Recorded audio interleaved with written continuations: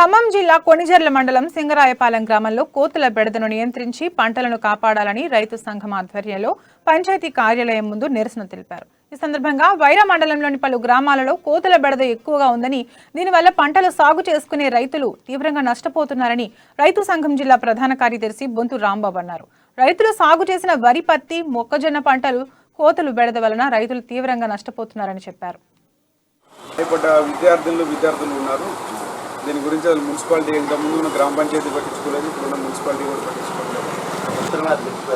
అసలు దేని మీద దృష్టి లేదు.